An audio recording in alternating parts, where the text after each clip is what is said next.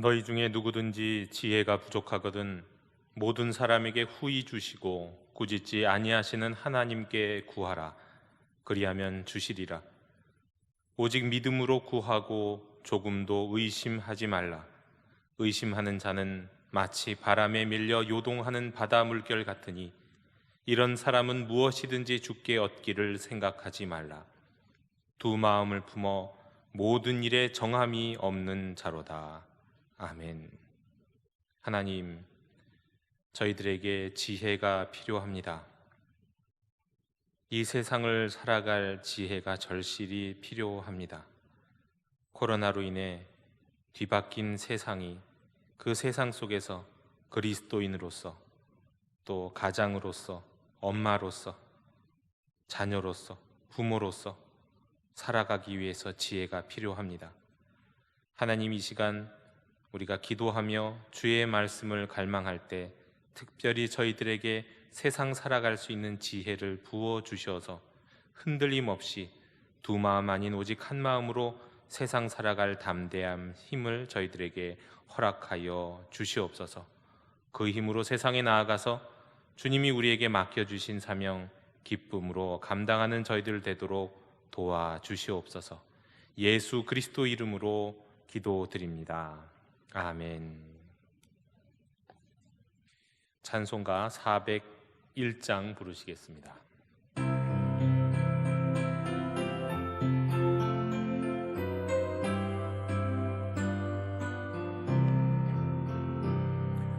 주의 곁에 있을 때 마음이 든든하오니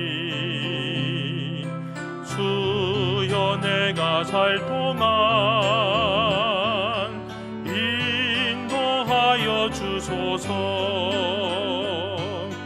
주여 주여 나를 인도하소서.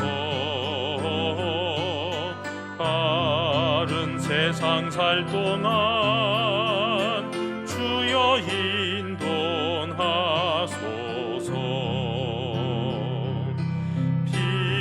피난처인 예수여 세상 물결 험할 때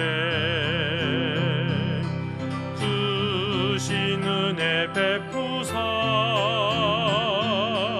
나를 숨겨주소서.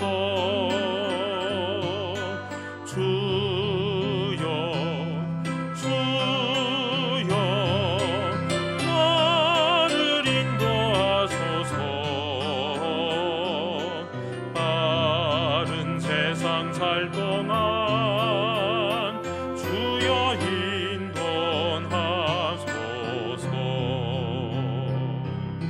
세상 꿈과 지난 후 영화로운 나라와 눈물 없는 곳으로 들어가게 하소서. 주여 주여 나를 인도하소서. 바른 세상 살 동안 주여 인도하소서.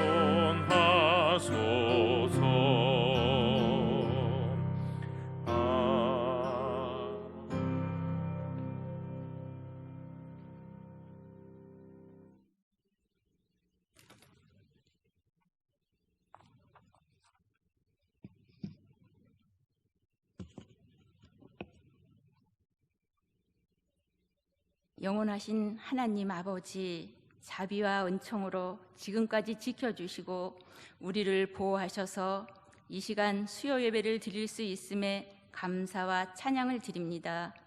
때로는 우리가 하나님의 크신 은혜를 잊어버리고 우리의 생각대로 계획대로 뜻을 이루려는 어리석음을 범했습니다.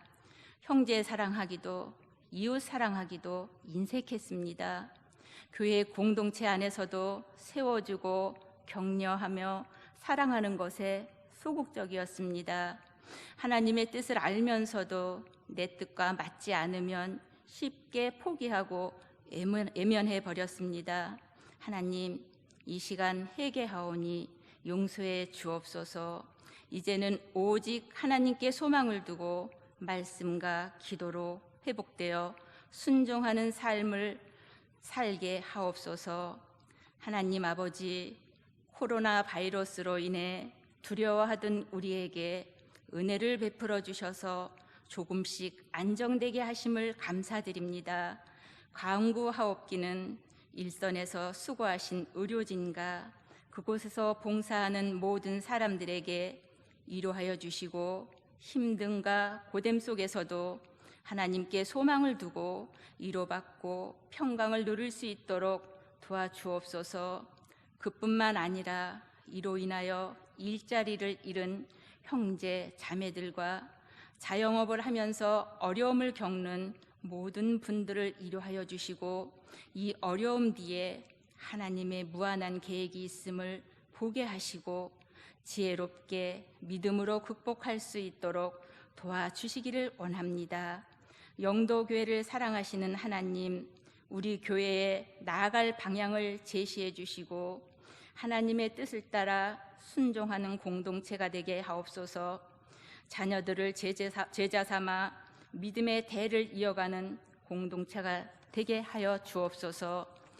교회 학교를 사랑하시는 하나님 아버지, 어린아이로부터 청년에 이르기까지 하나님이 주시는 꿈과 비전을 품게 하시고 모든 문제 앞에서 하나님을 먼저 생각하는 믿음의 자녀들로 성장하게 하옵소서.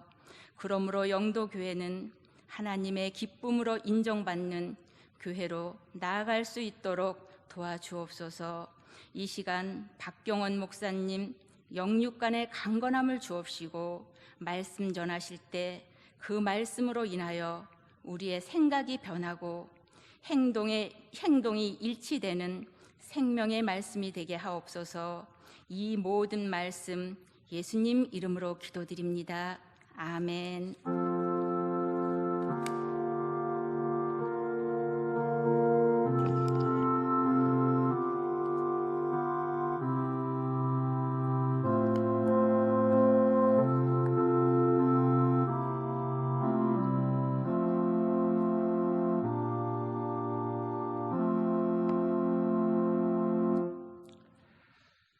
오늘 이 수요일 저녁 우리에게 주시는 말씀은 지난주와 같이 시편 33편 이어서 같이 말씀을 보도록 하겠습니다. 시편 33편 1절부터 22절까지의 말씀을 제가 봉독하겠습니다.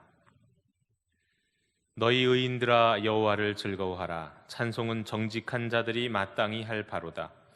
수금으로 여호와께 감사하고 열줄 비파로 찬송할지어다. 새 노래로 그를 노래하며 즐거운 소리로 아름답게 연주할지어다. 여호와의 말씀은 정직하며 그가 행하시는 일은 다 진실하시도다. 그는 공의와 정의를 사랑하시며 세상에는 여호와의 인자하심이 충만하도다. 여호와의 말씀으로 하늘이 지음이 되었으며 그 만상을 그의 입 기운으로 이루었도다. 그가 바닷물을 모아 무더기같이 쌓으시며 깊은 물을 곳간에 두시도다. 온 땅은 여호와를 두려워하며 세상의 모든 거민들은 그를 경외할지어다. 그가 말씀하심에 이루어졌으며 명령하심에 견고히 섰도다. 여호와께서 나라들의 계획을 폐하시며 민족들의 사상을 무효하게 하시도다. 여호와의 계획은 영원히 서고 그의 생각은 대대에 이르리로다. 여호와를 자기 하나님으로 삼은 나라 곧 하나님의 기업으로 선택된 백성은 복이 있도다. 여호와께서 하늘에서 굽어보사 모든 인생을 살피시며 곧 그가 거하시는 곳에서 세상의 모든 거민들을 굽어 살피시는도다. 그는 그들 모두의 마음을 지으시며 그들이 하는 일을 굽어 살피시느니로다. 많은 군대로 구원 얻은 왕이 없으며 용사가 힘이 세어도 스스로 구원하지 못하는도다. 구원하는 데에 군마는 헛되며 군대가 많다 하여도 능히 구하지 못하는도다. 여호와는 그를 경외하는 자 곧 그의 인자하심을 바라는 자를 살피사 그들의 영혼을 사망에서 건지시며 그들이 굶주릴 때에 그들을 살리시는도다. 우리 영혼이 여호와를 바라며 그는 우리의 도움과 방패시로다. 우리 마음이 그를 즐거워하며 우리가 그의 성호를 의지하였기 때문이로다. 여호와여, 우리가 주께 바라는 대로 주의 인자하심을 우리에게 베푸소서. 아멘. 우리 부활절 인사를 함께 나누시겠습니다. 그리스도 부활하셨습니다. 네, 진실로 우리 주님 부활하셨습니다. 오늘은 지난주에 이어서 우리 시편 33편의 말씀을 이어서 나누기를 원합니다. 일단은 나누고자 이 뒷부분 후반부를 시편 33편을 나누고자 하면 이제 다시 한번 33편의 내용들을 앞부분들을 한번 좀 살피고 이 후반부로 넘어갔으면 좋겠습니다. 지난주에 이제 제가 시편 33편이 어떤 특성을 갖고 있는가를 한번 말씀드렸는데요. 일단은 이것이 어떤 특별한 절기 때 불려지던 시편이라고 볼 수도 있지만 이 하나님의 위대하심을 찬양할 수 있는 일상 가운데서도 부를 수 있는 그런 시편이라고 말씀을 드렸습니다. 그리고 이 시편 33편은 잘 읽어보면 한 구조를 갖고 있는데 사람의 삶에서 인간의 삶에서 가장 크고 멀리 있는 데서부터 가장 가까운 우리의 내면 세계로 뭔가 이렇게 주제가 초점이 모아지는 느낌이 듭니다. 그러니까 하나님이 우주를 창조하시고 세상에 역사하시고 그들의 백성을 돌보시고 그들의 마음을 보시는, 그러니까 아주 거시적이고 멀리 있는 하나님, 멀리는 우주, 그리고 또 가장 내밀한 곳까지 다 지키시고 만드시고 인도하시는 하나님, 그런 구조가 이제 시편 33편에 있다고 말씀을 드렸습니다. 여러분은 어떻게 기도하실 때, 특별히 이제 어떤 중보 기도를 하실 때 어떤 순서로 기도하시는지 모르겠습니다. 사람마다 조금씩 다를 수 있고, 또 우리가 중보 기도 훈련을 하면 이렇게 기도하십시오라고 하는 어떻게 보면 모범 아닌 모범 답안 같은 것이 있기는 있지만, 사실 기도하다 보면 또 자신에게 맞는 방식으로 기도하게 되는데요. 어떤 사람들은 기도할 때 항상 이제 그 회개하고 기도하는 분이 계세요. 그리고 회개하고 자기 자신의 삶을 성찰한 다음에 작은 데서부터 점점 커지면서 기도하는 분들이 계세요. 그러니까 나의 문제, 우리 가족의 문제, 우리 교회, 우리 이제 나라와 민족, 열방, 이제 이렇게 점점 기도의 제목이 커지는 분이 계시고, 또 이제 우리가 주기도문이나 중보기도 이런 것을 통해서 훈련받을 때는 또 반대로 내 기도를 하기도 하지만, 나의 회개를 하기도 하지만, 기도 제목으로 우선 좀 더 큰 하나님의 나라와 관련된 기도 제목을 먼저 기도하고, 그 다음에 이제 나에게 직접적으로 개인적으로 와닿는 필요에 의한 기도들은 가능하면 마지막에 기도하라, 그런 걸 훈련을 받기도 합니다. 그런데 그게 사실은 또 정답이 있다고 얘기할 수는 없겠죠. 사람마다 그때그때 다른 것 같습니다. 근데 일반적으로 제가 경험해 보기로는 우리가 하나님과 정말 친밀한 삶을 날마다 모든 순간순간 살아가게 되면 우리의 기도가 이 넓은 데서부터 시작하는 경우가 많습니다. 그야말로 주기도문처럼 하나님의 나라를 위한 구하는 기도가 먼저 나오고요. 그리고 이 기도가 자주 이루어지지 않고, 또 기도를 자주는 하지만 형식적이거나 기도가 정말 이렇게 깊이 들어가지 못하는 삶을 사는 분들은 자꾸 자기 자신으로부터 기도를 하기 시작합니다. 회개하는 것은 물론이고, 그 다음에 내 문제 갖고 막 씨름하고, 그러니까 내 문제 갖고 자꾸 씨름하다 보니까 하나님의 나라, 주님의 뜻이 이루어지는 일을 위해서 기도할 수 있는 시간까지, 거기까지 가지 못하고 기도가 멈추는 경우가 많은 것 같습니다. 그러나 날마다 하나님과 친밀한 삶을 사는 사람은 하나님과 나와의 어떤 허물없는 관계 속에서 내 자신을 위한 기도가 별로 드릴 게 없어요. 그래서 하나님의 뜻이 이루어지는 이것을 위해서 먼저 기도하는 경향이 많더라. 이거 제가 경험했을 때, 저 자신을 볼 때도 그렇고, 어떤 많은 분들에게 있어서는 영적인 패턴인 것 같다는 생각이 듭니다. 그러나 그것이 꼭 정답이라고 말씀드릴 수는 없겠습니다. 왜냐하면 또 하나님이 어쩔 때는 우리 자신의 개인적인 가장 가까운데 내 마음에서도 저 깊은 것 갖고 더 먼저 기도하게 하실 때가 있는 거고요. 또 어쩔 때는 하나님이 정말 나에 대한 기도는 잊어버리게 만드시고 오직 하나님의 나라를 위해서 기도하게 만드실 때도 있는 거니까 정답이 있다고 말씀드릴 수는 없겠습니다. 근데 한번 여러분이 기도하시는 모습을 한번 살펴보십시오. 나는 어디서부터 기도하는가? 무엇부터 기도하는가? 적어도 이 시편 33편은 거시적이고 광대한 하나님의 창조로부터 시작된다.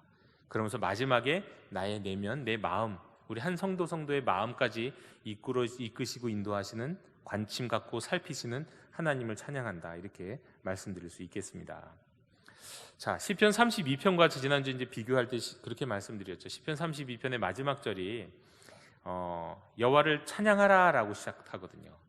32편 마지막 절이 너희 의인들아 여호와를 기뻐하며 즐거워할지어다, 마음이 정직한 너희들아 다 즐거이 외칠지어다 하면서 여호와를 찬양할 것을 선언하면서 마무리되고 있는데, 이 33편 1절도 사실은 같습니다. 근데 33편이 다른 점은 뭐냐면, 그럼 어떻게 찬양할 것인가가 나와요. 찬양하라로 끝나지 않고 어떻게 찬양할 것인가, 그게 이제 33편이죠. 하나님을 왜 어떻게 찬양해야 되는가. 일단 33편도 1절에서 너희 의인들아 여호와를 즐거워하라, 찬송은 정직한 자들이 마땅히 할 바로다 하면서 찬양하라로 선언하고 시작합니다.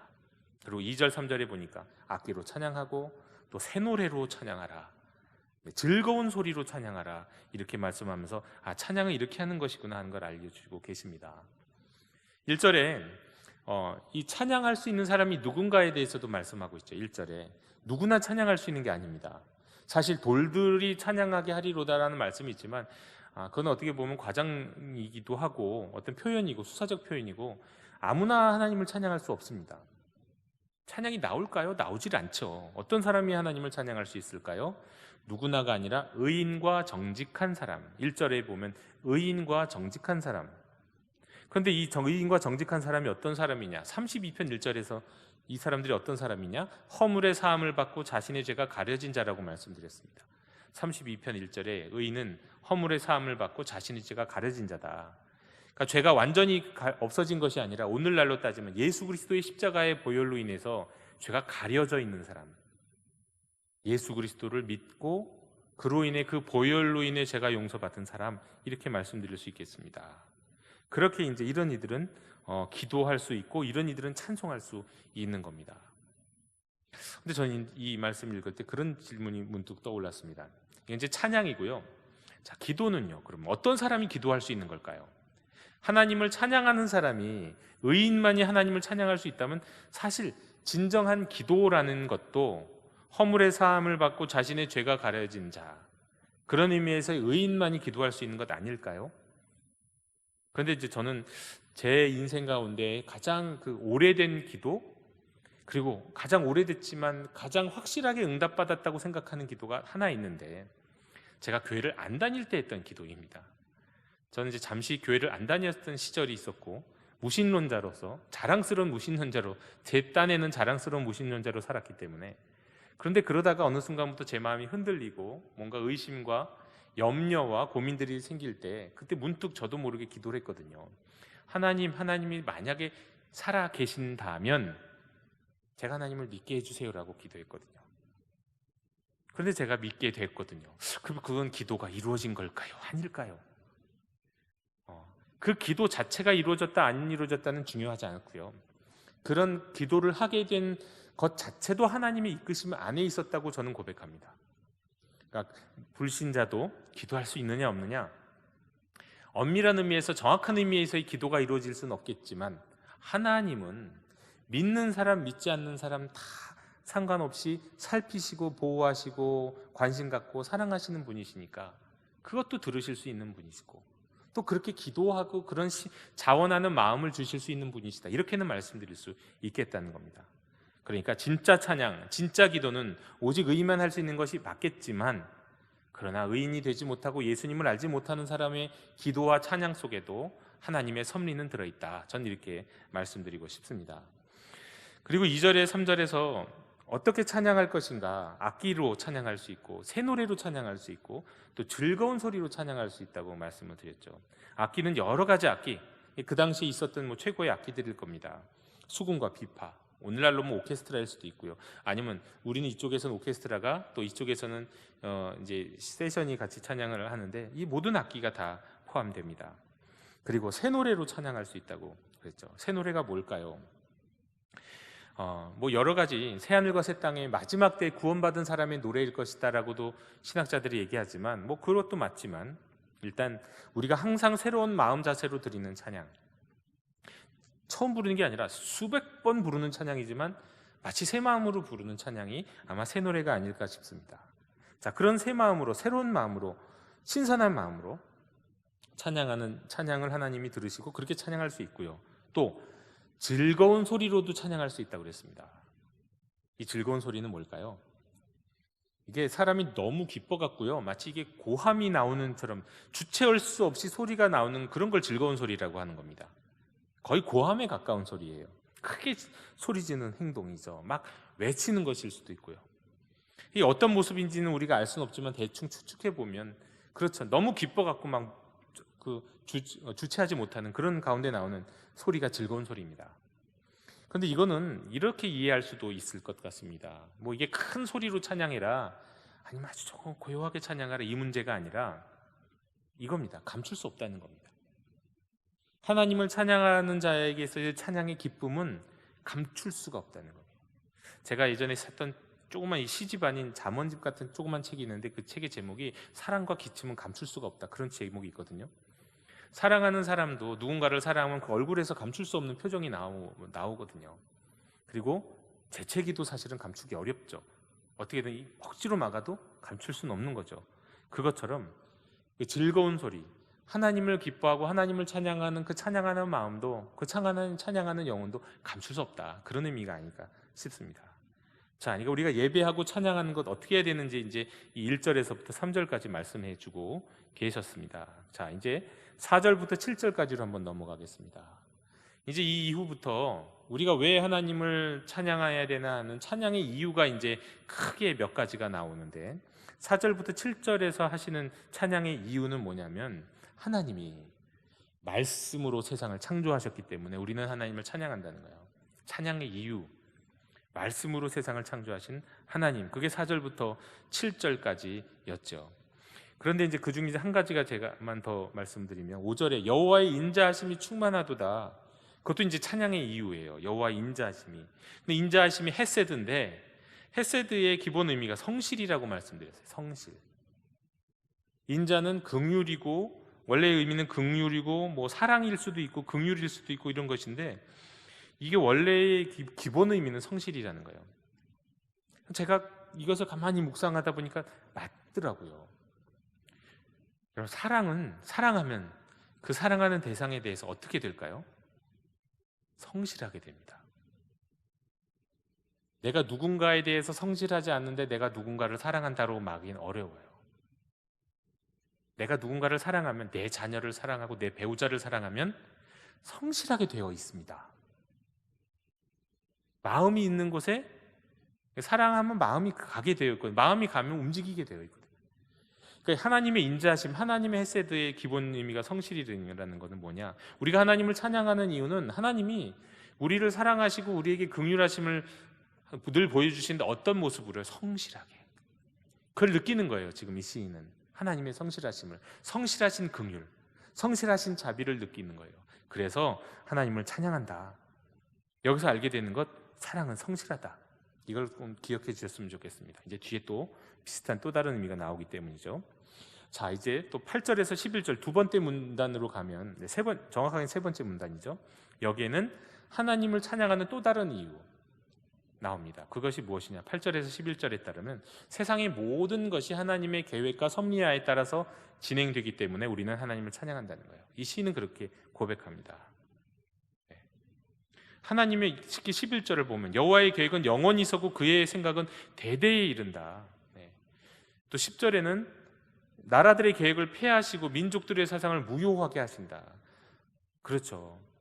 여러분, 지난 우리가 2020년 초반부터 지금까지 우리나라나 전 세계 각국이 걸어왔던 길을 보면 어떤 나라가 이런 지금의 상황이 벌어질 거라고 예상하고 준비하고 계획한 나라가 있습니까? 없지 않나요?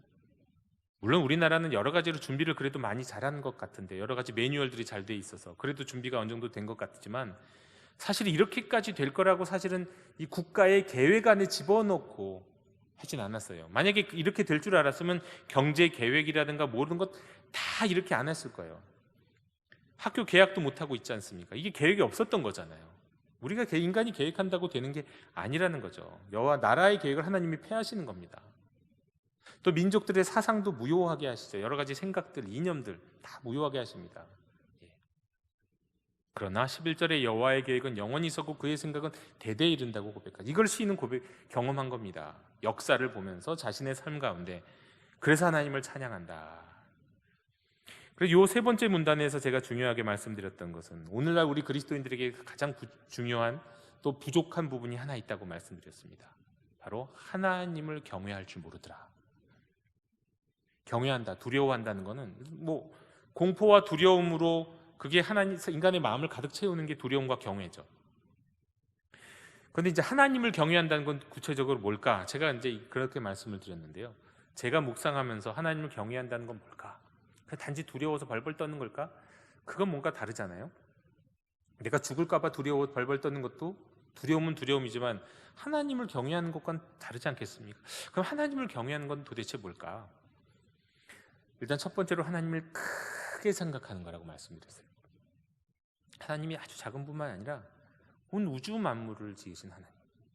저는 생각나는 게 하나님을 다시 예수님을 다시 믿고 하나님에 대해서 묵상할 때 이 우주가 얼마나 광대한가를 생각하면 그것을 다 채우시고 그것을 넘어시고 그것을 만드신 하나님을 또 생각하면 와, 그거 하나님이 정말 기이하게 느끼지고 경험이 됐어요. 하나님이 정말 크시구나. 그게 하나님을 경외하는 한 가지 모습입니다. 또 하나님을 경외하는 사람은 어떻게 되냐? 하나님으로 가득 차 있어요. 하나님으로 가득 차 있다. 하나님을 생각하고 하나님을 느끼고 하나님을 생각하는 것으로 가득 차 있는 거죠. 하나님을 경외하는 사람의 특징입니다. 그러니까 세상 염려에 가득 차 있고 내가 어떻게든 세상 한번 성공해 볼까? 한번 이겨볼까? 이런 마음으로 가득 차 있는 사람에게는 하나님을 경외할 수 있는 틈이 없죠. 그러나 하나님을 경외하는 사람은 세상 염려나 세상에서 어떻게든 잘해볼까가 아니라 오직 하나님이 내 안에 가득 차 있기 때문에 세상 일이 가벼워 보일 수밖에 없습니다. 또 거기에서 내가 좌지우지 되지 아니하는 거죠. 그게 하나님을 경외하는 사람의 특징입니다. 하나님으로 가득 차 있다. 그리고 한 가지 더, 하나님과 나와의 차이가 무한하게 느껴진다는 거예요. 그러니까 하나님과 내가 너무나도 친밀하게 느껴지는 부분이 있죠. 그 중요한 부분입니다. 그런데 그러면서도 하나님과 나는 무한한 차이가 느껴집니다. 그게 하나님을 경외하는 거예요. 오늘날 우리 그리스도인들이 갖고 있는 하나님 생각, 하나님에 대한 믿음, 하나님에 대한 느낌, 가만히 보면 하나님과 우리와의 차이가 얼마나 큰지를 못 느끼는 것 같다는 생각이 들어요. 하나님은 하늘에 계시고 우리는 땅에 있고, 하나님은 영원하신 분이고 우리는 썩어질 존재잖아요. 근데 그 격차가 얼마나 큰지를 못 느끼는 게 맞겠죠. 우리 인간의 두뇌의 뇌의 한계일 겁니다. 못 느끼겠죠. 그런데 하나님을 경외하는 자는 그게 어렴풋이 느껴지는 거예요. 정말 하나님은 크신 분이고 나는 정말 연약한 사람이다. 미약한 존재다. 그게 하나님을 경외하는 자의 특징이라고 했습니다. 그런데 이 하나님을 경외하는 모습이 오늘날 우리 그리스도인들에게 없다. 우리 영도교회에 이 하나님을 경외하는 모습만 있다 하더라도 오늘 현대인들에게, 우리 그리스도인들에게 하나님을 경외하는 모습이 있었으면 좋겠다. 그런 말씀을 드렸었습니다. 자, 이제 오늘의 우리가 나눌 말씀 12절 이하로 넘어갑니다. 이제는 이게 네 번째 문단입니다. 12절부터 15절까지의 말씀을 한 목소리로 한번 읽어보면 좋겠습니다. 12절부터 15절 시작. 여호와를 자기 하나님으로 삼은 나라 곧 하나님의 기업으로 선택된 백성은 복이 있도다. 여호와께서 하늘에서 굽어보사 모든 인생을 살피시며 곧 그가 거하시는 곳에서 세상의 모든 거민들을 굽어 살피시는도다. 그는 그들 모두의 마음을 지으시며 그들이 하는 일을 굽어 살피시는 이로다. 자, 여기에서도 점점 큰 거에서 점점 작은 것으로 나아가죠. 일단은 여기에도 하나님을 찬양해야 될 이유가 나옵니다. 세 번째 이유인데, 하나님이 우리를 하나님의 백성으로 삼으셨기 때문에, 그래서 우리는 하나님을 찬양해야 된다고 말씀합니다. 그런데요, 일단 12절, 굉장히 유명한 구절이죠. 여호와를 자기 하나님으로 삼은 나라 곧 하나님의 기업으로 선택된 백성은 복이 있도다. 약간 오해의 소지가 있는 게 12절 앞절입니다. 그러니까 여호와를 자기 하나님으로 삼은 나라. 그냥 이걸만 딱 보면은 마치 우리가 어떤 의지를 갖고 여러 신이 있는데 그 중에 여호와를 그래 우리는 여호와를 섬기자 하고 선택한 것처럼 보일 수 있잖아요. 그 문장의 내용이 그렇게 느껴질 수 있는데요. 근데 원래 히브리어는 그냥 직역하면 그거예요. 여호와가 그들의 하나님이다. 그러니까 선택했다 이런 말이 없어요. 그러니까 여호와가 그들의 하나님인 백성은 곧 하나님의 기업으로 선택된 백성은 복이 있도다 이거예요. 그러니까 우리가 하나님의 백성이 된 것은 거기에는 우리의 의지, 우리의 선택, 우리의 공로를 내세울 게 아무것도 없다는 겁니다. 우리가 하나님의 백성이 되고 하나님의 자녀로 살아가는 데서는 요만큼도 우리가 하나님 앞에 내세울 게 없어요. 우리는 그냥 선택되었습니다. 그리고 하나님이 구원하셨기에 우리는 구원받았죠. 전적으로 하나님의 의지입니다. 하나님이 하신 일이에요. 우리는 거기에서 오직 감사할 일과 찬양할 일만 있지 주장할 수 있는 권리가 없는 겁니다. 우리에겐 권리가 없어요. 하나님의 강권적인 선택이었다. 그런데 그렇게 하나님이 선택하신 백성은 복이 있다고 말씀하죠. 그리고 하나님의 기업으로 선택된 백성은 복이 있다고 또 말씀하셨습니다. 기업. 나의 영원하신 기업, 이 찬양 다 아시잖아요. 이 기업이 뭘까요? 기업. 이 기업이라는 의미는 거처라는 의미예요. 거처. 그러니까 하나님의 기업은 하나님의 거처라는 뜻이에요. 이스라엘 백성은 하나님의 기업이었죠. 그건 하나님의 거처라는 뜻입니다. 이게 무슨 말입니까? 하나님의 백성은 어떤 존재냐면 하나님이 영원히 그들과 함께 하시는 존재라는 거예요. 하나님이 그들 안에서 같이 사시는 존재라는 거예요. 이게 얼마나 대단한 일입니까? 그래서 복될 수밖에 없죠. 하나님이 그들과 함께 계시니까. 이스라엘이 과거에는 이스라엘이 유대인들이 하나님의 기업이었다면 이제는 예수 그리스도로 인해 구속받은 하나님의 모든 백성들이 예수님을 믿고 따르는 백성들이 하나님의 기업이죠. 하나님의 거처죠. 성령이 너희 가운데 계신다고 그랬잖아요. 하나님이 우리와 함께 계시다는 거예요. 그렇기 때문에 우리는 하나님을 찬양할 수밖에 없는 거죠. 하나님이 우리와 함께 계시니까.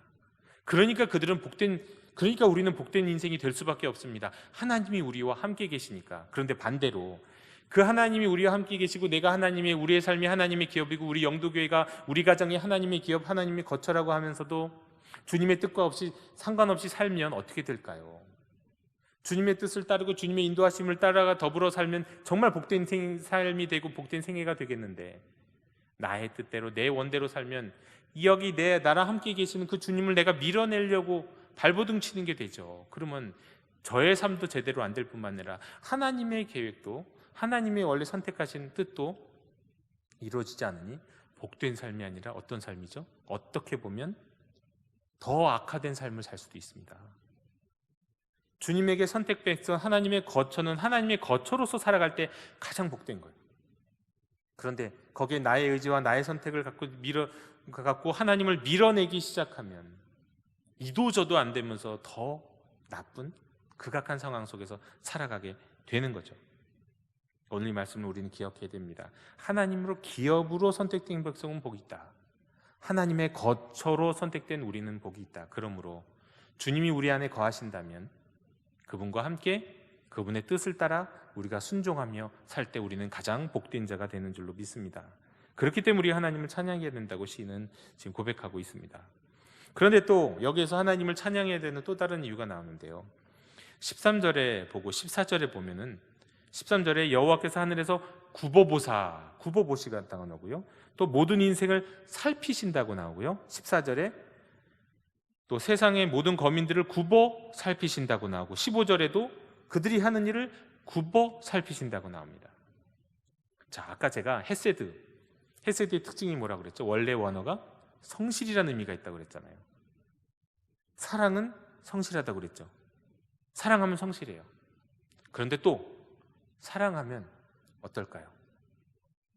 관심을 가져요. 관심 갖지 않는 사랑은 없습니다. 단호하게 그렇게 말씀할 수 있겠죠. 내가 누군가를 사랑하는데 관심이 없다? 그럼 그건 사랑이 아닌 거죠. 내가 누군가를 사랑하는데 그에게 성실하지 않다? 물론 성실하지 않도록 막 밀어내고 그러면 어떤 상황은 있겠지만 어떻든 그에게 뭔가 마음으로 성실하게 되어 있고요. 할 수만 있다면 몸으로 성실하게 되어 있는 게 사랑이잖아요.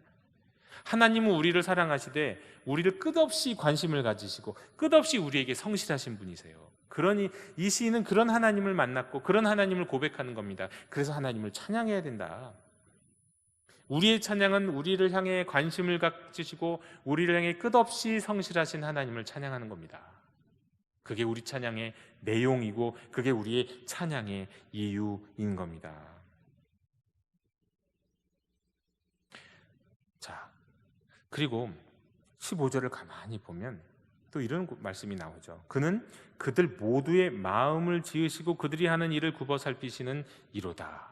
하나님이 사람들과 그들의 행동에 관심이 많은 이유가 이제 몇 가지가 있는데, 그러니까 사랑하니까 그런데요. 또 한 가지를 가만히 보면 하나님이 애초에 그들의 마음을 지으셨어요. 하나님의 백성, 우리의 마음을 지으신 분이 하나님이세요. 애초에. 그러니까 우리의 몸만 지으신 분이 아니라 어떤 우리의 마음도 지으신 분이 하나님이세요. 그러니 하나님이 지으신 마음이 과연 그 마음이 어디 있는가 우리 하나님이 관심 갖고 지켜보지 않으시겠습니까? 하나님이 지으신 건데. 그래서 하나님 우리의 마음을 항상 보세요. 그리고 그 마음은 항상 행실로 나타나요. 그러다 보니까 하나님이 늘 관심 갖고 살펴보시는 건 우리가 어떻게 사는지, 그리고 내 마음에 우리의 마음이 어떤지를 늘 지켜보고 계신다는 거예요. 우리를 사랑하시기 때문에, 우리를 지으셨기 때문에. 우리가 찬양하는 하나님은 바로 그런 하나님인 겁니다. 그리고 이제 5번째 문단으로 갑니다. 16절에서 19절인데요. 여기 이제 우리가 하나님을 찬양해야 될 4번째 이유가 또 나오죠. 16절부터 19절을 한 목소리를 읽어보겠습니다. 많은 군대로 구원 얻은 왕이 없으며 용사가 힘이 세어도 스스로 구원하지 못하는도다. 구원하는 데에 군마는 헛되며 군대가 많다 하여도 능히 구하지 못하는도다. 여호와는 그를 경외하는 자 곧 그의 인자심을 바라는 자를 살피사 그들의 영혼을 사망에서 건지시며 그들이 굶주릴 때에 그들을 살리시는도다. 자, 이 문단에서 우리가 하나님을 찬양해야 되는 이유 뭘까요? 사실은 앞에 있는 것과 이제 같은 맥락일 수 있는데, 하나님이 지으시고 하나님이 함께 하시는 그 백성을 구원하시고 보살피시기 때문에 신은 이걸 경험한 겁니다. 하나님은 당신의 백성들을 만드실 뿐만 아니라 그냥 너희는 나의 거처야, 나의 기업이라고 말씀만 하신 뿐만 아니라 함께 하시면서 구원하시고 보살피신 하나님이시다. 그래서 찬양하는 거예요. 특히 시편을 보면, 사실 구약 성경에 있는 수많은 하나님을, 여호와를 찬양하는 찬양의 내용들을 보면 대부분이 그런 내용이에요. 이스라엘 백성을 구원하시고 보살피신 하나님에 대한 찬양이 상당 대부분이라고 말할 수 있겠습니다. 그래서 시인은 우리가 하나님을 찬양해야 되는 이유에 대해서 이 16절에서 19절에서 하나님이 자기 백성인 하나님의 백성들을 구원하고 보살피기 때문이라고 말씀하고 있는 겁니다. 그래서 사실은 근데 이 16절에서 19절 갖고 사실은 많은 시편을 연구하는 분들이나 이 신학자들은 좀 이렇게까지 얘기하는 경우도 있습니다. 하나님이 천지를 창조하신 최종 목적 뭘까? 하나님이 자기 백성을 구원하시기 위해서. 동의하시나요? 많은 분들이 그렇게 말씀하세요. 하나님이 천지를 창조하신 이유는 그 최종 목적은 자기 백성을 구원하시기 위해서다. 저는 반은 동의가 되는데 또 반은 동의가 안 되는 부분도 있어요. 어떻게 보면 이건 너무 인간 중심적이다라는 생각도 들어요. 하나님이 천지를 창조하실 때 물론 사람을 사랑하시니까 하나님 자신이 이 땅에 오실 만큼 사랑하셨던 거면 다른 세상과는 또 다르게 인간에 대한 그 사랑이 남다르셨다는 걸 우리가 고백하지 않을 수가 없죠. 하나님 자기 자신을 주실 만큼 우리를 사랑하셨으니까 우리가 그만큼 고귀한 존재이고 우리를 그만큼 사랑하셨다는 걸 인정하지 않을 수 없는데, 근데 정말 그게 최종 목적인가? 꼭 그렇게 얘기하면 너무 인간 중심적이다. 하나님이 우리 인간 말고도 사실 온 우주 만물을 보면 하나님이 지으신 것이 어마어마한데 뭐 이런 생각을 우리가 할 수 있다는 거예요. 여하간 이 시인은 그럴 정도로 지금 고백하고 있는 거고요. 또 우리가 그렇게 고백한다고 해서 또 틀린 거라고 얘기할 수 없습니다. 그만큼 하나님의 사랑이, 이 천지를 창조하신 하나님이 결국은 우리 인간 한 사람 한 사람을 구원하시는 대로 지금 시도 지금 계속 그 내용이 거기까지 이어지고 있기 때문이죠. 16절에서 19절에 보면 이런 말씀을 우리가 볼 수 있을 것 같습니다. 이런 내용들을. 일단 여기 보면 이제 군대가 나오잖아요. 군대. 이 군대는 단지 군사력을, 국방력만 얘기하는 건 아닙니다. 그야말로 세상과 인간의 모든 능력, 모든 노력을 사실 상징하는 게 이 군대예요. 그런데 많은 군대로 구원을 얻은 왕이 없다고 합니다. 실제 이스라엘 역사 속에서 많은 군대 갖고 구원을 얻지 못하고 오히려 점멸한 게 누굽니까? 애굽의 군대. 홍해를 건너는 이스라엘 백성 따라왔다가 점멸하죠. 또 아수르가 북이스라엘을 침략했을 때, 산헤립이 침략했을 때 거의 이제 점멸해요. 또 이제 이런 거 말고 이제 우리 이제 동양의 역사 속에서는 이거 하나님과 직접적으로 연결되기는 어려울 수도 있지만, 그러나 이제 이런 것들을 우리가 볼 수 있는 게 뭐가 있습니까? 만리장성을 지어놨지만, 만리장성 지었잖아요. 만리장성을 지었지만, 그러나 그 만리장성을 지어놨으나 그 만리장성을 이 북방으로부터 오는 뭐라고 그럴까, 오랑캐, 저기 한족 입장에서는 오랑캐죠. 그 북방에서 있는 민족이 내려올 때 그 한 번도 제대로 막아낸 적이 없거든요. 다 문 열고 들어왔지. 그 인간의 노력이라는 게 다 그런 겁니다. 그 군사력, 어마어마한 재물과 어마어마한 것을 투자했으나 그런 것이 다 무효하게 되는 거죠. 예. 그러니까 인간의 모든 능력과 노력은 다 무효한 겁니다. 큰 의미가 없는 겁니다. 그걸 이제 말씀하고 있고요. 또 이 16절에서 19절 이 5번째 문단에서는 이 말씀을 보면 우리가 이렇게 생각할 수 있습니다. 세상을 아름답게 창조하시고 또 선하게 운영하시는 우리 하나님이, 하나님을 경외하고 하나님의 인자하심을 간절히 바라는 그 하나님의 백성들이 고통당하고 있는 것을 과연 모른 척 하실 수 있을까? 그럴 수 없다는 고백이에요. 하나님을 갈망하고 하나님을 믿는 자기 백성에게는 하나님이 그것을 그냥 보고만 계시지 않는다. 절대 그냥 보고만 계시지 않는다. 모른 척 하시지 않는다. 근데 다만 우리의 삶에서는 그렇게 보이는 것처럼 보이는 부분이 있죠. 하나님 어떻게 이렇게, 정말 하나님만을 평생 섬기고 살았던 사람이 이런 그 인생에 어떻게 저런 일이 일어날 수 있습니까? 얼마 전에 제가 어떤 분으로부터 그런 말씀을 들었는데, 어떤 권사님인데요, 시험에 들었대요. 최근에 시험에 들었다고 말씀하시는데, 시험에 든 이유가 뭐냐면 그 권사님의 아주 절친, 초등학교부터 치러온 절친의 여동생인가가 남동생인가가 아주 어릴 때부터 정말 사회적으로 잘 나가고 뭐 그럴 수 있는 사람이었음에도 불구하고 어렸을 때부터, 젊은 때부터 선교사로 헌신해서 평생 선교사로 살았는데 이제 나이가 50, 60밖에 안 됐는데 이제 말기암이시라는 거예요. 자기가 그거를 이렇게 보면서 어렸을 때부터 봤을 거 아니에요. 그 선교사를. 우리 또 그 권사님도 친구의 동생이니까 솔직히 시험에 든다. 어떻게 하나님이 이렇게 하실까? 기적적으로 낫게 하시려고 그러는 건가? 이렇게 시험이 든다는 겁니다. 그렇죠. 그렇게 시험이 들 수도 있겠죠. 하나님은, 그런데 우리가 한번 생각해 봐야 할 건 뭐냐면, 우리 인간의 입장에서, 우리 입장에서는 그래요. 오늘도 장례가 있어서 장례식에 가서 이제 그런 말씀을 제가 드렸고 그랬지만, 부모님이 돌아가시고 그러면 자녀들이나 유족들은 되게 섭섭하고 아쉽죠. 당연히 마음이 아프죠. 우리 입장에서는 당연히 그래요. 더 사실 수도 있고 더 뭔가를 누리실 수도 있고 뭐 그런 거 생각 우리는 얼마든지 할 수 있고 우리 입장에서는 섭섭하죠. 당연한 거예요. 그런데 그 당사자 입장에서 생각해 보면 그럴까도 저는 한번 고민해 봐야 할 필요가 있습니다. 돌아가신 분이 과연 더 사시는 게 지금 주님이 부르셔서 주님 곁에 가는 것보다 더 행복하다고 누가 말할 수 있냐는 겁니다. 하나님의 곁에 있는 것이, 우리가 살아있는 것보다 그분 자신의 입장에서는 훨씬 더 행복할 수 있는 거거든요. 그것이 우리의 사실 믿음 아닌가요? 하나님의 품에 거하는 것이 이 땅에서는 누릴 수 없는 안식과 평안과 위로와 기쁨을 온전하게 주님 앞에 이 육체를 떠나서 그런 것 아닌가요?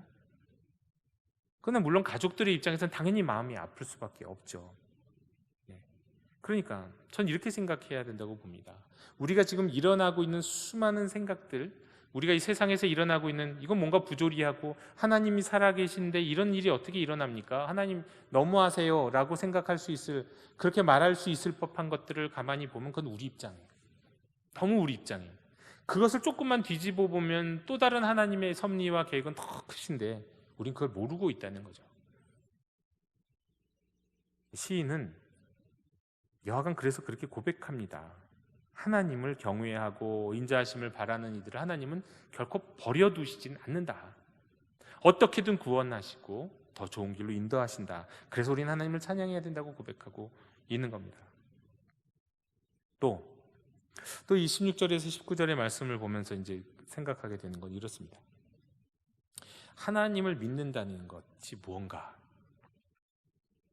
저는 하나님을 잘 믿는 믿음은 어지간한 것에 흔들리지 않는 거라고 생각했어요. 맞죠? 뭐 그런 부분이 분명히 있습니다. 그런데 그리고 뭐 경건하고 의연하고, 그런데 진짜 믿음은 그런 게 아닌 것 같아요. 저 자신을 보면서 제가 숨없이 반성했던 내용 중에 하나예요. 저는 저 자신의 믿음을 보면, 제 자신의 믿음을 보면서 너는, 박경호는 웬만한 일에 흔들리지 않아. 저는 거기에서 제가 믿음이 크다라고 생각하면서 살았어요. 근데 어느 순간에 제가 반성하고 후회하고 회개했던 것이 무엇이냐면 그게 아닌 것 같아요.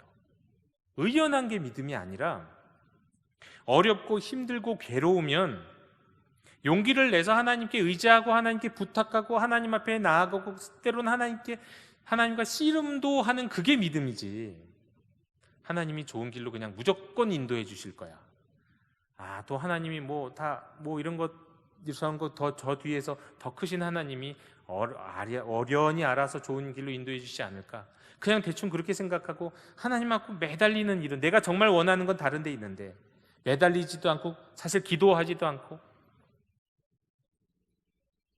그러면서 저는 저 자신이 굉장히 믿음이 있다고 생각했던 시절이 있었다는 겁니다. 그게 아니라는 거예요. 특별히 시편의 시인들의 그 고백을 보면 그렇잖아요. 시편의 시인들은 어려운 일이 있으면 매달려요. 심지어는 어찌하여 하나님 나에게 이런 일이 하면서 정직한 자신의 마음을 하나님께 어떻게 이런 일이 일어납니까? 고백하잖아요. 물론 그러다가도 하나님의 뜻 안에서 또 믿음이 정리가 되고 하나님의 뜻 앞에 순종하는 자, 그러면 하나님을 찬양하는 것으로 항상 끝나죠. 그러나 매달리지도 않고 기도하지도 않는 것, 그러니까 어렵고 위험한 상황이 있으면 용기를 내서 하나님 앞에 나아가는 이게 믿음인 거지, 하나님이 잘해 주실 거야 하고 하나님 앞에 매달리지 않는 이건 믿음이 아니라는 거예요. 어떻게 보면 거짓 믿음이고 착각인 거죠. 진짜 믿음은 어려운 일이 있으면 매달리는 겁니다. 주님 앞에 나가는 거예요. 정직하게. 그래서 기도하다가 조금은 지쳐서 땡깡도 좀 부리기도 하고, 어떻게 하나님 이렇게 하십니까? 왜 나한테 응답을 안 해주십니까? 조금 그럴 수도 있는 게 믿음인 거예요. 그러다가 나중에는 또 하나님께서 이끄시는 가정 속에서 위로하시고 또 하나님의 섭리가 보이고, 그러면서 하나님께 감사하고 찬양하게 되는 게 믿음이지, 애초에 이미 나는 다 알아, 나는 이런 거 갖고 하나님 앞에 매달리지 않아, 이거는 애초에 이건 믿음도 아닌 거죠. 오늘 시인은 사실 그런 것들을 우리에게 보여주고 말씀하고 있습니다. 하나님을 믿는다는 건 경건해 보이는 게 믿음이 아닌 겁니다.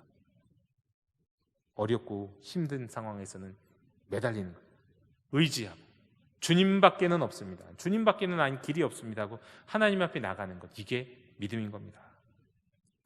자, 그리고 이제 마지막 20절에서 22절의 말씀을 나누면 우리 20절에서 22절을 한번 함께 읽어보겠습니다. 우리 영혼이 여호와를 바라며 그는 우리의 도움과 방패시로다. 우리 마음이 그를 즐거워하며 우리가 그의 성호를 의지하였기 때문이로다. 여호와여, 우리가 주께 바라는 대로 주의 인자하심을 우리에게 베푸소서. 여태까지 보면 이제 결론이 나오는데요. 여태까지 이 시인은 하나님을 찬양했던 이제 몇 가지 이유가 있었죠. 일단 하나님이 세상을 말씀으로 창조하시는 창조주 하나님이기 때문에 하나님을 찬양했습니다. 그리고 인간의 계획은 무너져도 하나님의 계획은 반드시 이루어지는 걸 알았기 때문에 하나님을 찬양했죠. 그리고 그 하나님이 하나님의 백성들을 관심 갖고 보살피시기 때문에, 그리고 그럴 수 있는 능력이 있는 분이시기 때문에 하나님을 찬양했습니다. 그리고 그 결론이 뭐냐면 이게 20절에서 22절입니다. 결국 시는 뭐라고 얘기하냐면 그런 하나님의 속성, 하나님에게 있는 하나님의 놀라운 능력들을 묵상하고 찬양한 다음에 결론은 뭐냐면 주님만 의지하라, 주님만 바라봐라, 주님만 앙망하라. 이게 결론으로 맺는 겁니다. 네. 여러분, 하나님께 드린, 이게 지금 말하자면 시편 33편이 어떻게 보면 다 하나님께 드리는 일종의 찬양인데요, 하나님께 드리는 이 찬양이 우리 삶에서 어떻게 적용이 되어야 되는가, 이 시편 33편을 통해서 이제 알게 되는 것이, 특별히 20절에서 22절을 통해서 알게 되는 교훈은 두 가지가 있겠습니다. 먼저 첫 번째, 우리는 여호와를 간절히 바라봐야 된다는 거예요. 제가 간절함에 대해서 지난주에 말씀드렸고 그 전 주일에도 한번 말씀드렸습니다. 간절함.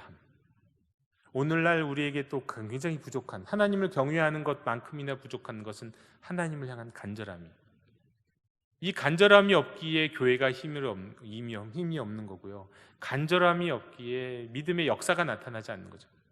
간절함. 하나님께 여호와를 간절히 바라야 되는 거예요. 막달라 마리아가 부활하신 주님을 만날 수 있었던 이유가 뭐라고 제가 말씀드렸습니까? 물론 주님이 나타나셔서 그렇지만 그 맥락과 그 말씀의 맥락을 보면 그가 주님의 목소리를 듣고 주님을 보았어도 알지 못했지만 그에게 한 가지는 있었잖아요. 주님을 보고 싶은 간절함. 하나님 그런 간절함을 통해서 역사하시거든요. 우리가 간절할 때 하나님이 그것을 통해 일을 이루세요. 그리고 사실 그 간절함이 믿음의 척도이기도 합니다.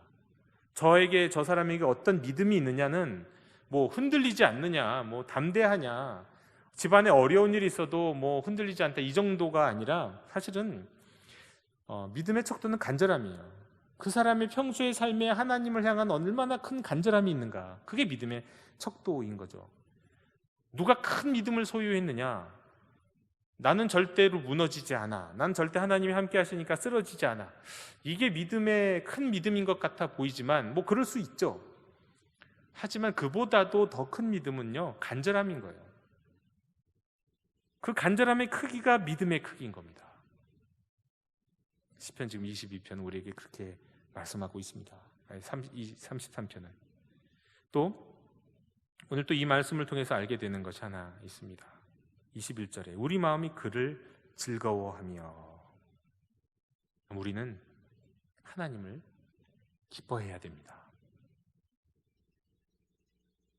왜 기뻐해야 되죠? 나의 삶에는 기쁨의 이유가 없어도 누가 봤을 때는 당신이 사는 모습을 보면 뭐 사는 거 뭐 풍족하지도 못하고 뭐 좋은 일이 있는 것도 아니고 어떻게 보면 더 어렵고 힘든 일만 많아 보이는데 그렇게 얘기할지 몰라도 그런 것 때문에 우리가 기뻐해야 되는 게 아닙니다. 그냥 우리는 하나님을 기뻐해야 되는 거예요. 어떤 분들은 그런 얘기를 많이 하시고, 사실 기도하다 보면 우리가 그런 얘기 많이 하고, 어떤 교회 표어도 그래요. 하나님을 기쁘시게 하는 뭐 교회, 우리가 하나님을 기쁘시게 하는 삶을 삽시다 이러잖아요.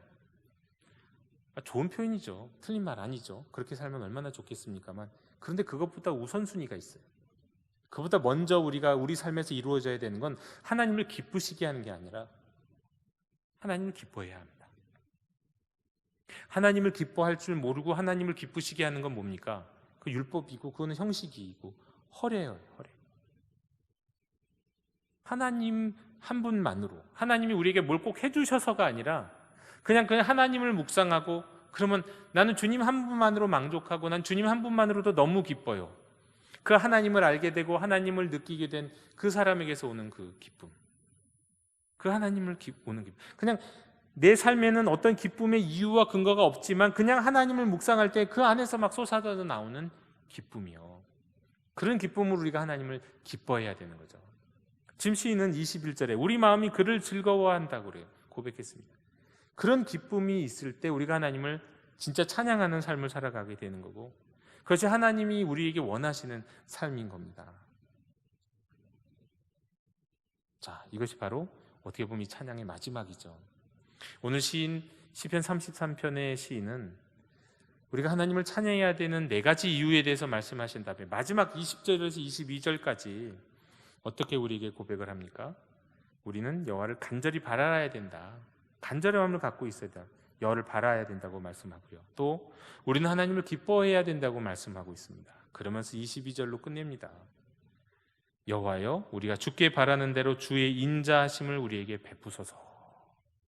주의 인자하심을, 하나님의 사랑과 하나님의 자비가 자신의 삶에, 우리의 삶에 이루어지기를 구하면서 이 시편 33편의 찬양이면서 묵상이면서 기도를 아름답게 마무리하고 있습니다. 자, 오늘 우리가 지난주에 이어서 시편 33편의 말씀을 함께 나누었습니다. 특별히 오늘 우리가 나눈 말씀은 12절 이하의 말씀이었었는데요. 이 말씀에서 우리가 다시 한번 기억해야 될 것이 있다면, 하나님이 우리를 하나님의 백성으로 삼으셨기 때문에 우리는 하나님을 찬양해야 된다는 것, 그리고 하나님은 하나님의 백성인 우리를 늘 보호하시고 구원하시는 분이시기 때문에 우리는 하나님을 찬양해야 한다는 것, 그리고 하나님의 사랑을 보니까 그 사랑은 항상 살피시는 사랑, 관심을 갖는 사랑이고 성실하신 사랑이다. 이런 말씀을 우리가 드렸습니다. 그리고 여호와를 우리가 하나님의 기업으로 선택된 백성은 복이 있도다 할 때 그 기업은 거처다. 곧 하나님이 함께 하시는 백성이 복이 있는 것이다. 그러므로 우리의 삶에서는 우리가 다른 것보다 무슨 일이 이루어지고 이루어지지 않고 보다 하나님이 그저 우리의 삶에, 나의 인생에 함께 하신다는 그것으로 만족하고 기뻐하고, 또 그렇게 될 때 우리 인생이 진짜 복된 인생이 된다는 사실을 기억하면서 사시는 우리 형제 자매님들이 다 되셨으면 좋겠습니다. 오늘 이 시간 우리 잠시 조용히 묵상하며 기도하면 좋겠습니다. 오늘 우리에게 주신 말씀 가운데 떠오르는 말씀, 내게 부딪힌 말씀, 그 말씀을 붙들고 그 말씀 갖고 생각하고 그 말씀에서 샘솟는 기도를 이 시간 드렸으면 좋겠습니다. 우리 조용히 말씀을 묵상하며 기도하겠습니다.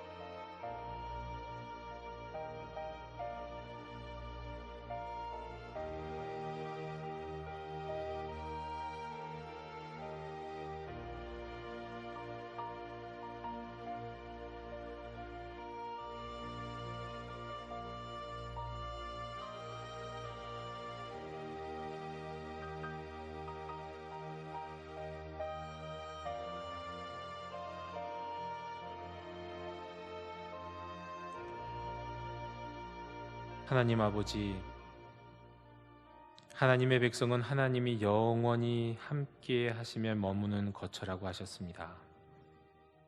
저희 같은 존재들과 함께 하시는 하나님 감사합니다. 하나님이 우리와 함께 하심이 우리의 복입니다.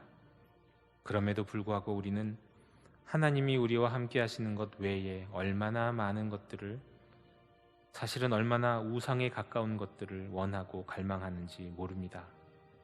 오직 하나님이 내 곁에 계시고 내가 기도하면 만나주시고 말씀하시고 위로하시는, 나랑 가장 가까운 데 계신 주님만으로 만족하고 행복할 수 있는 자가 되어야 했음에도 성공을 바라고 세상 욕심에 어두웠게 살아갔던 저희들이었음을 고백합니다.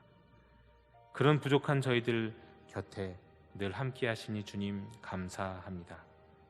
저희들이 그런 하나님을 마음속으로 기억하고 묵상하면서 오직 하나님을 갈망하고 하나님을 간절히 바라고 또 하나님이 계심으로 하나님 그 자신을 기뻐할 수 있는 저희들이 되기를 원하오니 이 시간 머리 숙여 기도하는 저희들을 주님께서 주장하여 주셔서 새로운 인생으로 새로운 존재로 변화시켜 주시옵소서.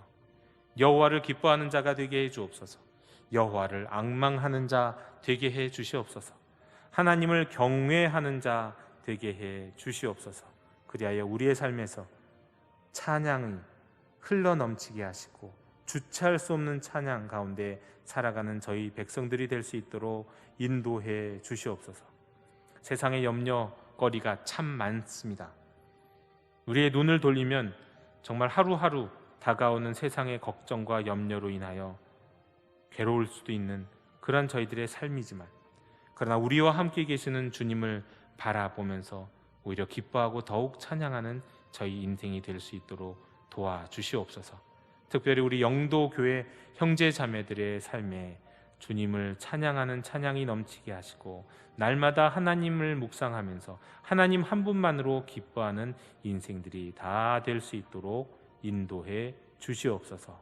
이 모든 말씀 예수 그리스도 이름으로 기도하오며 이제는 주님이 가르쳐 주신 기도를 함께 드리오니 하늘에 계신 우리 아버지의 이름을 거룩하게 하시며 아버지의 나라가 오게 하시며 아버지의 뜻이 하늘에서와 같이 땅에서도 이루어지게 하소서.